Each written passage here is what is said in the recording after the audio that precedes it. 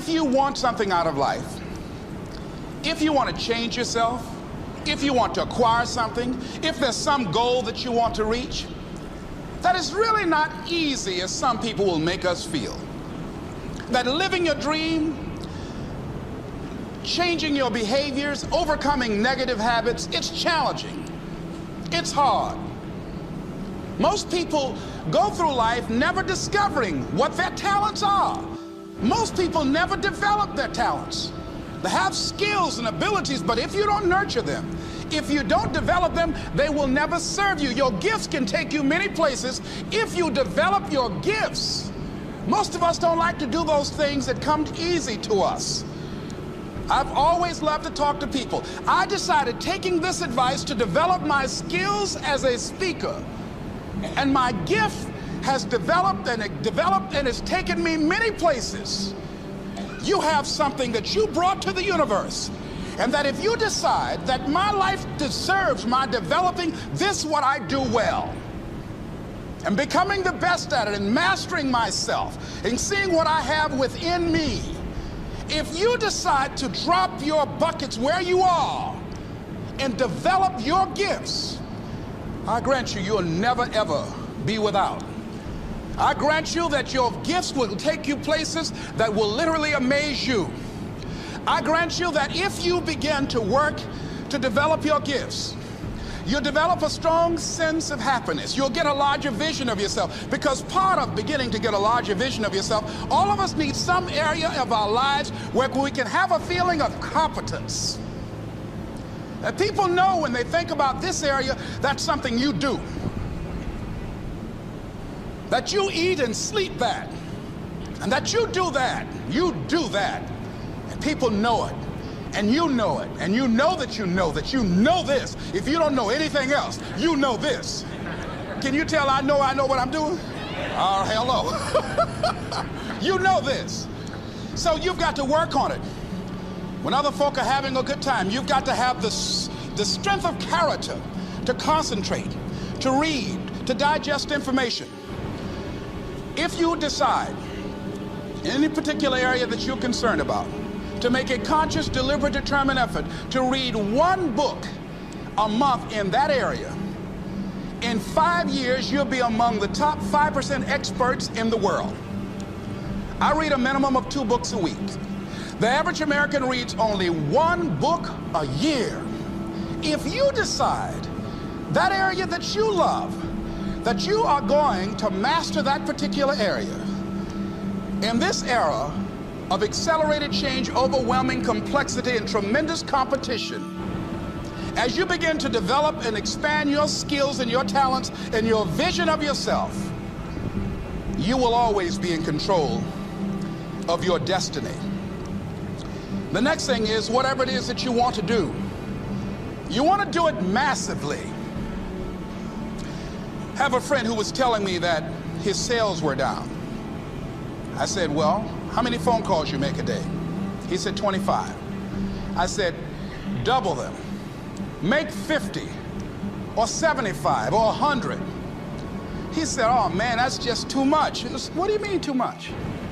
You behind on your bills? You're talking about too much? You know one way to get back on your feet real quick is to miss 2 car payments? You talking about you're tired? There's no competition out here. Decide that you're going to push yourself. Most people won't do that. Most people give up on themselves easily. You know the human spirit is powerful. There's nothing as powerful. It's hard to kill the human spirit. They asked Benjamin Disraeli, a man who became the head of a country at a time when Jews were not allowed out after 10 o'clock. They said, how did you do it? How do you achieve it against such great odds? He said, nothing can resist the will of a people that will stake even their existence on the extent of their purpose for good. That when you have a made-up mind, when you decide that you want to do something, I was reading something the other day, he said, the power to hold on in spite of everything, the power to endure, this is the winner's quality. The hunger, the ability to face defeat again and again without giving up. This is a winner's quality. You have that quality within you. When you're hungry, you don't care about the facts. You don't care about the odds. Doug Williams played for the Washington Redskins, quarterback. John Elway of the Denver Broncos in the Super Bowl. Everybody was talking about Elway, Elway. After the Super Bowl, when Doug Williams made a historic passing game, they asked him, said, how were you able, in spite of all of the negative publicity saying that you couldn't win, how did you do it? He said, I ignored my critics. I just didn't pay any attention to them. I ignored myself because they kept on saying it so much. There were times I doubted whether or not I can do what I needed to do. There's a Doug Williams in everybody here. There's greatness in you. And you've got to learn how to tune out the critics outside and the critic inside. And since I'm going to do this, I'm going to harness my will. And I'm not going to let anything stop me. I deserve this. I'm going to do it until. And this friend, I told him, said, start increasing your calls. I said, I make 100 calls a day. I got a callus in my ear. My ear kind of dark, you can't see it, but it's there.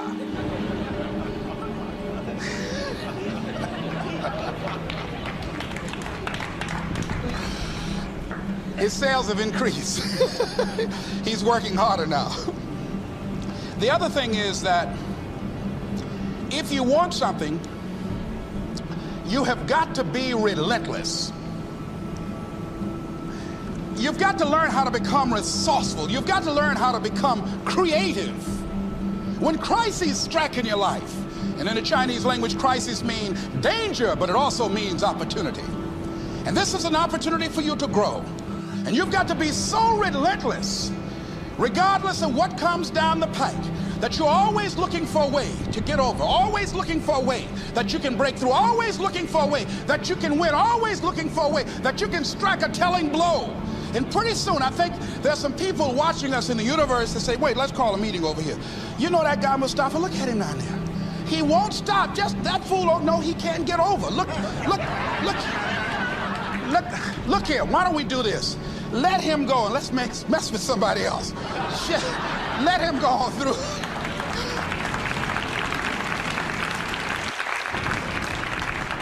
Life will just get tired of whipping you sometimes. And just say, let's just let this one go. I believe this. Now, no one has told me this, but I just kept on kicking. I didn't have sense enough to stop. I was intelligently ignorant. I didn't know what I couldn't do. So I just tried anything. And the fascinating thing about life, because you can't get out of it alive, you might as well have a good time, you know? You might as well have a good time. Live your life with passion, with some drive. I was giving a seminar the other day, and I mentioned that I was going to do some training in August with some young teenagers and take about 100 away to a 2 or 3 day camp and wipe them out. Been working on this.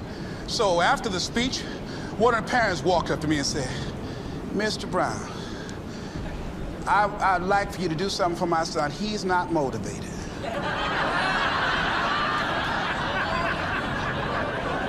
I said, I wonder why.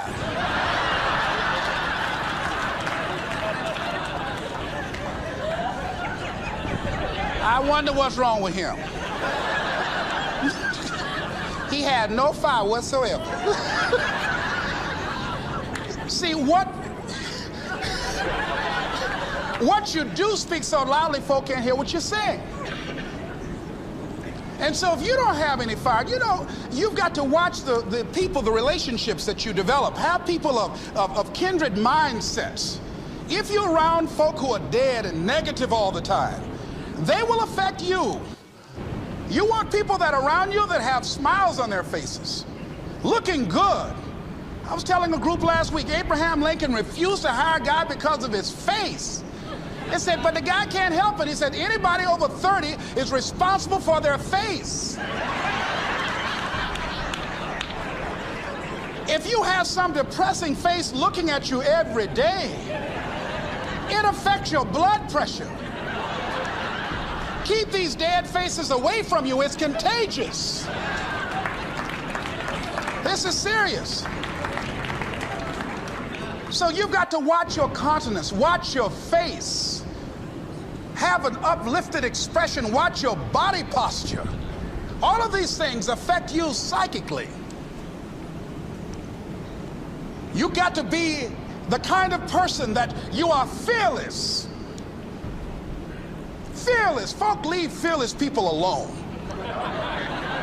There's some people walk through a neighborhood and every dog in the neighborhood would bark at them.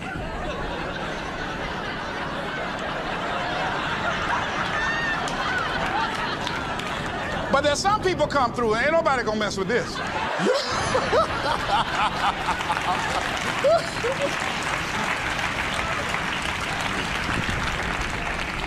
You are unstoppable.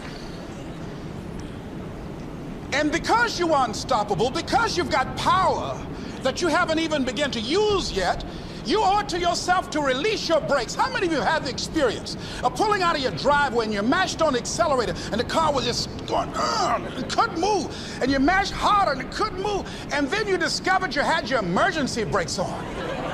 And then you release those emergency brakes and it goes, choo! Have you ever had that experience before? Most of us go through life with our brakes on, holding back, not giving all that we have, not sharing all of ourselves. Most of us go to our graves still holding on rather than releasing it. What are some of those things that keep us from releasing it? Because of past experiences, past defeats, past pain. We look back, well, it didn't work out then. It probably won't work out now. Many people get confused their performances with who they are. I was reading Pat Riley, the coach of the Los Angeles Lakers.